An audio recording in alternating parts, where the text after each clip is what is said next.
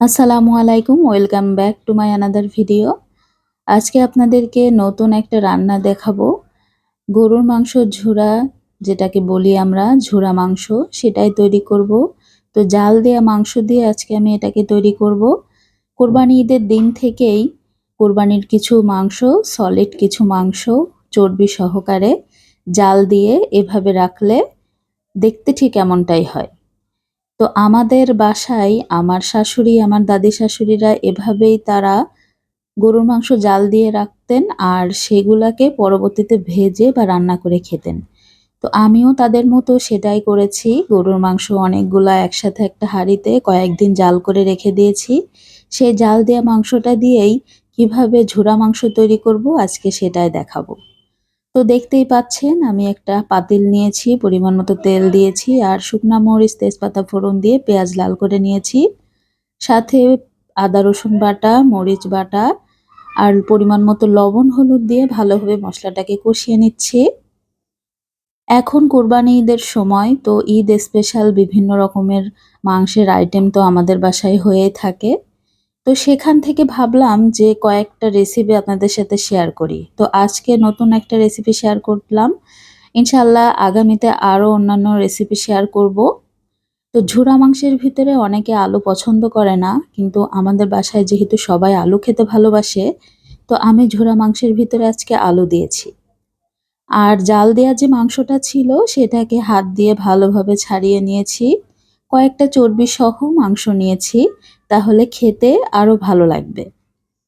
তো এখানে আলু, মশলা আর মাংসগুলা একসাথে ভালোভাবে কষিয়ে নিতে হবে। যেহেতু আমার গরুর মাংস যেটা আছে সেটা অলরেডি সেদ্ধ হওয়াই আছে, তো এক্ষেত্রে বেশি সময় লাগবে না রান্না হতে। আর কষানোর সময় আলুটাও ভালোভাবে সেদ্ধ হয়ে যাচ্ছে। তো দেখতেই পাচ্ছেন কেমনভাবে কষিয়ে নিয়েছি, একদম মাখো মাখো অবস্থায়। যখন একটু পোড়া পোড়া হয়ে যাবে তখনই কিন্তু একটু পানি দিতে হবে। পানির সাথে একটু মাখো মাখো থাকবে আর আলুটা যতক্ষণ না সেদ্ধ হয় পুরোপুরি ততক্ষণ তো এটাকে জাল করতে হবে। গরুর মাংস আমার মায়ের কাছে শুনেছি যত জাল দেয়া হয় ততই ভালো লাগে।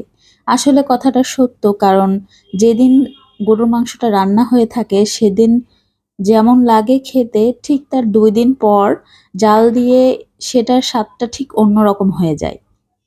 মানে অনেকটা অন্যরকম একটা ফ্লেভার চলে আসে আর খেতে কিন্তু আরো বেশি ভালো লাগে। তো রান্না কিন্তু প্রায় শেষ, কারণ আমি যে পরিমাণে পানি দিয়েছিলাম সেই পানিটাও শুকিয়ে গিয়েছে। এরই মাঝে খুব ভালোভাবে কষানো হয়ে গিয়েছে আর আলুটাও সেদ্ধ হয়ে গিয়েছে।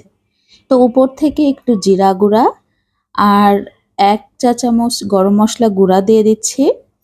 তো এখন এটাকে ৫ মিনিট মতো জাল করে নিতে হবে। আর একটু মাখো মাখো হয়ে গেলেই কিন্তু নামিয়ে নিব। আজকের এই পর্যন্ত কষ্ট করে যারা আমার ভিডিওটা দেখেছেন তাদেরকে অসংখ্য ধন্যবাদ। যারা ইউটিউব চ্যানেল থেকে দেখবেন অবশ্যই আমার চ্যানেলটাকে সাবস্ক্রাইব করে দিবেন। আর যারা ফেসবুক থেকে দেখবেন তারা অবশ্যই ভিডিওটিকে একটা লাইক দিয়ে আমার পেজটাকে ফলো দিয়ে রাখবেন। আপনাদের কমেন্ট, আপনাদের লাইক, আপনাদের সাবস্ক্রাইব দেখেই আমাদের কিন্তু উৎসাহ আরো বেড়ে যায় কাজ করার।